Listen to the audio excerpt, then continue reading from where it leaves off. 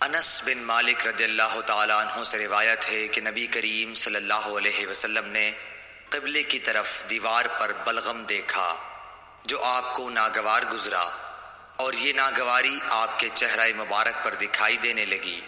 پھر آپ اٹھے اور خود اپنے ہاتھ سے کھرچ ڈالا اور فرمایا کہ جب کوئی شخص نماز کے لیے کھڑا ہوتا ہے تو گویا وہ اپنے رب کے ساتھ سرگوشی کرتا ہے، یا یوں فرمایا کہ اس کا رب اس کے اور قبلے کے درمیان ہوتا ہے۔ اس لیے کوئی شخص نماز میں اپنے قبلے کی طرف نہ تھوکے، البتہ بائیں طرف یا اپنے قدموں کے نیچے تھوک سکتا ہے۔ پھر آپ نے اپنی چادر کا کنارہ لیا، اس پر تھوکا، پھر اس کو الٹ پلٹ کیا اور فرمایا یا اس طرح کر لیا کرو۔ صحیح بخاری حدیث نمبر 405۔ عبداللہ بن عمر رضی اللہ تعالیٰ عنہ سے روایت ہے کہ رسول اللہ صلی اللہ علیہ وسلم نے قبلے کی دیوار پر تھوک دیکھا۔ آپ صلی اللہ علیہ وسلم نے اسے کھرچ ڈالا۔ پھر آپ نے لوگوں سے خطاب کیا اور فرمایا کہ جب کوئی شخص نماز میں ہو تو اپنے منہ کے سامنے نہ تھوکے، کیونکہ نماز میں منہ کے سامنے اللہ عز و جل ہوتا ہے۔ صحیح بخاری حدیث نمبر 406۔ حضرت عائشہ ام المومنین رضی اللہ تعالی عنہا سے روایت ہے کہ رسول اللہ صلی اللہ علیہ وسلم نے قبلے کی دیوار پر رینٹ یا تھوک یا بلغم دیکھا تو اسے آپ نے کھرچ ڈالا۔ صحیح بخاری حدیث نمبر 407۔ انس بن مالک رضی اللہ تعالی عنہ سے روایت ہے کہ نبی کریم صلی اللہ علیہ وسلم نے فرمایا، تم اپنے سامنے یا اپنی دائیں طرف نہ تھوکا کرو، البتہ بائیں طرف یا بائیں قدم کے نیچے تھوک سکتے ہو۔ صحیح بخاری حدیث نمبر 412۔ انس بن مالک رضی اللہ تعالی عنہ سے روایت ہے کہ نبی کریم صلی اللہ علیہ وسلم نے فرمایا، مومن جب نماز میں ہوتا ہے تو وہ اپنے رب سے سرگوشی کرتا ہے، اس لیے وہ اپنے سامنے یا دائیں طرف نہ تھوکے، ہاں بائیں طرف یا پاؤں کے نیچے تھوک لے۔ صحیح بخاری حدیث نمبر 413۔ ابو سعید خدری سے روایت ہے کہ نبی کریم صلی اللہ علیہ وسلم نے مسجد کے قبلے کی دیوار پر بلغم دیکھا تو آپ نے اسے کنکری سے کھرچ ڈالا۔ پھر فرمایا کہ کوئی شخص سامنے یا دائیں طرف نہ تھوکے، البتہ بائیں طرف یا بائیں پاؤں کے نیچے تھوک لینا چاہیے۔ دوسری روایت میں ظاہری سے یوں ہے کہ انہوں نے حمید بن عبد الرحمن سے ابو سعید خدری کے واسطے سے اسی طرح یہ حدیث سنی۔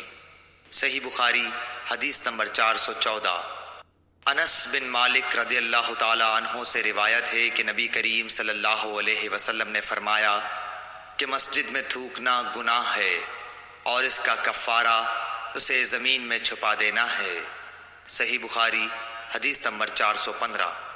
حضرت ابو ہریرہ رضی اللہ تعالی عنہ سے روایت ہے، وہ نبی کریم صلی اللہ علیہ وسلم سے نقل کرتے ہیں کہ آپ نے فرمایا، جب کوئی شخص نماز کے لیے کھڑا ہو تو سامنے نہ تھوکے، کیونکہ وہ جب تک اپنی نماز کی جگہ میں ہوتا ہے تو اللہ تعالیٰ سے سرگوشی کرتا رہتا ہے، اور دائیں طرف بھی نہ تھوکے، کیونکہ اس طرف فرشتہ ہوتا ہے، ہاں بائیں طرف یا قدم کے نیچے تھوک لے اور اسے مٹی میں چھپا دے۔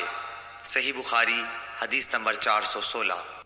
انس بن مالک رضی اللہ تعالی عنہ سے روایت ہے کہ نبی کریم صلی اللہ علیہ وسلم نے قبلے کی طرف دیوار پر بلغم دیکھا تو آپ نے خود اسے کھرچ ڈالا اور آپ کی ناخوشی کو محسوس کیا گیا، یا راوی نے اس طرح بیان کیا کہ اس کی وجہ سے آپ کی شدید ناگواری کو محسوس کیا گیا۔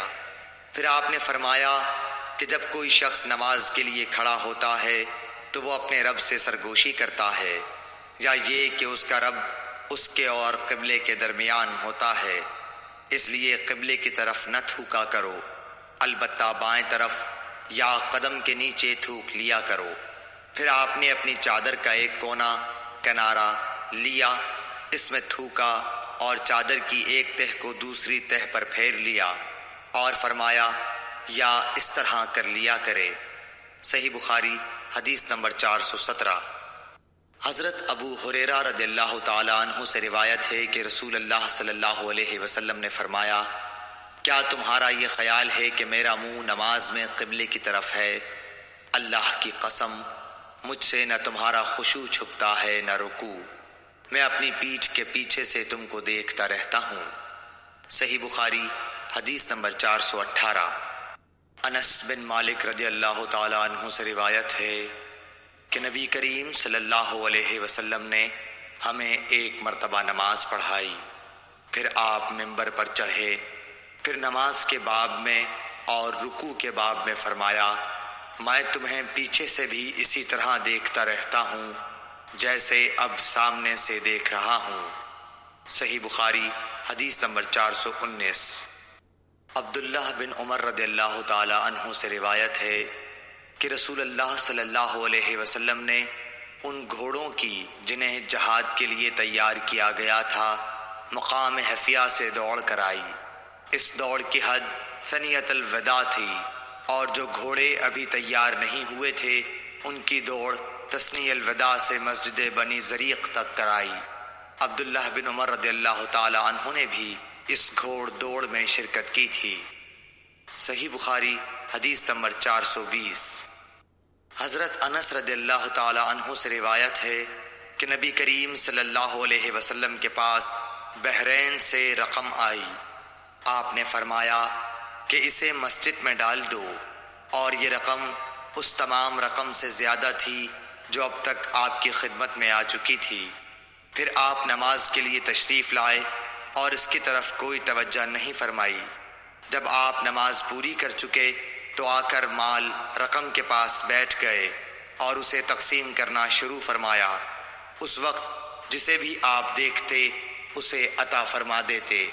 اتنے میں حضرت عباس رضی اللہ تعالیٰ عنہ حاضر ہوئے اور بولے کہ یا رسول اللہ، مجھے بھی عطا کیجئے، کیونکہ میں نے غزوہ بدر میں اپنا بھی فدیہ دیا تھا اور عقیل کا بھی، اس لیے میں زیر بار ہوں۔ رسول کریم صلی اللہ علیہ وسلم نے فرمایا کہ لے لیجئے۔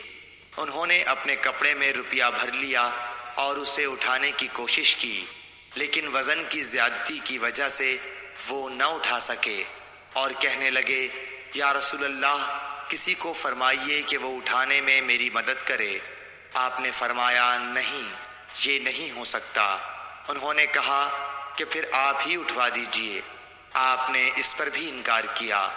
تب حضرت عباس رضی اللہ تعالی عنہ نے اس میں سے تھوڑا سا گرا دیا اور باقی کو اٹھانے کی کوشش کی، لیکن اب بھی نہ اٹھا سکے۔ پھر فرمایا کہ یا رسول اللہ، کسی کو میری مدد کرنے کا حکم دیجئے۔ آپ صلی اللہ علیہ وسلم نے انکار فرمایا تو انہوں نے کہا کہ پھر آپ ہی اٹھوا دیجئے، لیکن آپ صلی اللہ علیہ وسلم نے اس سے بھی انکار کیا۔ تب انہوں نے اس میں سے تھوڑا سا اور روپیہ گرا دیا اور اسے اٹھا کر اپنے کندھے پر رکھ لیا اور چلنے لگے۔ رسول اللہ صلی اللہ علیہ وسلم کو ان کے اس حرص پر اتنا تعجب ہوا کہ آپ اس وقت تک ان کی طرف دیکھتے رہے جب تک وہ ہماری نظروں سے غائب نہیں ہو گئے، اور آپ بھی وہاں سے اس وقت تک نہ اٹھے جب تک کہ ایک چونی بھی باقی رہی۔ صحیح بخاری حدیث نمبر 421۔